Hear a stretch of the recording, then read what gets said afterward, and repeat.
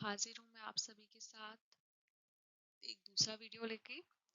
ये शिशु की प्रारंभिक शिक्षा एवं देखभाल वाले खंड से मैंने आपके लिए 100 क्वेश्चंस उठाए हैं जो पिछले वर्षों के पेपर्स में आए हुए हैं, और ये मैंने अदर बुक से उठाए हुए हैं और इन सबको मिला के आपके लिए टॉप 100 क्वेश्चंस बनाए हुए हैं ताकि आपको मेहनत नहीं करनी पड़े।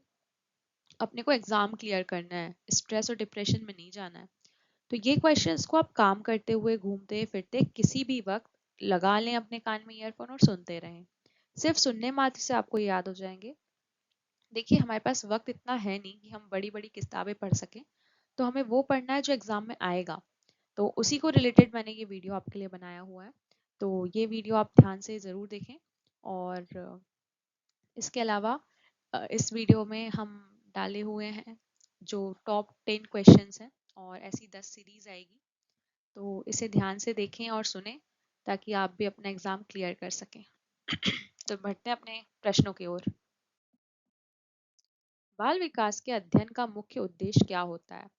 तो इसका जो सही उत्तर है वो होता है बच्चों की समस्या को समझना, विकास के चरणों को पहचानना।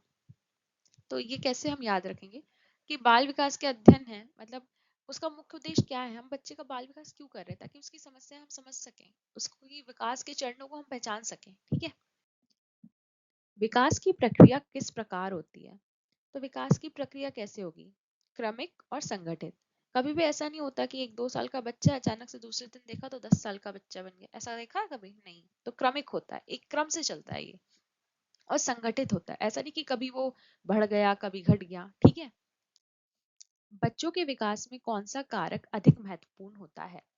तो इसमें पर्यावरण का जो इम्पैक्ट होता है वो तो होता ही है, और वंशानुगत गुण जो होते हैं। तो बच्चा है, उसके अंदर वंश के लक्षण तो आएंगे ना, आखिर अपने वंश का खून है। तो इससे आप याद रख सकते हैं, बच्चों के अंदर वंश का खून तो आएगा, तो वंशानुगत और पर्यावरण मतलब जैसे एनवायरनमेंट में वो रह रहा है उस हिसाब से उसके दिमाग पे असर होता है। ठीक है। कौन सा सिद्धांत बाल विकास को परिलक्षित करता है? तो इसका उत्तर भी वही है, वंशानुगत सिद्धांत और पर्यावरणीय सिद्धांत। ठीक है। इसको मैंने जैसे कि आपको यही क्वेश्चन को घुमा घुमा के 10 बार भी वो पूछेगा तो आपको याद रखना है, वंश का खून आता है और पर्यावरण का असर पड़ता है। इसके बाद बच्चों का शारीरिक विकास किस प्रकार से होता है? तो कैसे होगा? सिर से पैर की ओर होगा, अंदर से बाहर की ओर होगा। सिर से पैर की ओर आप कैसे याद रखेंगे?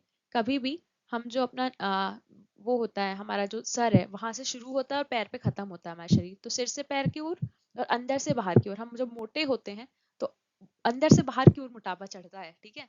तो इस हिसाब से आप याद रख सकते हैं। निम्नलिखित में से कौन सा चरण शिशु के विकास में सबसे महत्वपूर्ण होता है? तो इसका आंसर है शैशवावस्था। तो शिशु से याद रख लेंगे शैशवावस्था, इससे आपका ये आंसर डन हो जाएगा। इसके बाद कौन सा विकास चरण स्वर्ण काल माना जाता है? तो इसमें वो ये शैशवावस्था, क्योंकि वहां पे उसका सबसे अच्छा विकास वगैरह होता है, इसलिए आप इसको याद रखते हैं। स्वर्ण से स और श्वैश से स से आपको याद रहेगा। आनुवांशिकता और पर्यावरण का सबसे अधिक प्रभाव कब देखा जाता है?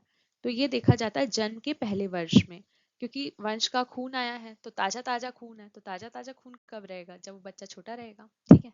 तो ऐसे आप याद रख सकते हैं। बच्चों के व्यक्तित्व निर्माण में क्या मुख्य भूमिका होता है? मतलब किसकी भूमिका होती है? तो देखो, सबकी होती है, परिवार की होगी, स्कूल की होगी, समाज की होगी। वो जैसे दोस्तों के साथ घूमेगा फिरेगा उस सबका असर पड़ेगा। तो ऐसे आप याद रख सकते हैं। तो ये थे आज के 10 प्रश्न। आशा करती हूँ कि आपको ये पसंद आए होंगे, और पसंद आए हैं तो चैनल को लाइक सब्सक्राइब जरूर करें और शेयर करें अपनी महिला मित्रों के साथ, ताकि वो भी इसका फायदा उठा सकें। ठीक है। तो मिलते हैं अगले वीडियो में। और इसे यदि कमेंट करना हो तो आप इसमें कमेंट भी कर सकते हैं। और यदि आपको कोई ऐसा लगता है कि जो टॉपिक आपको बाय ट्रिक याद करना है तो आप वो चीज़ मुझे कमेंट में बता दें, मैं आपको ट्रिक्स के द्वारा वो चीज़ याद करा दूंगी। ठीक है। चलते हैं, बाय बाय।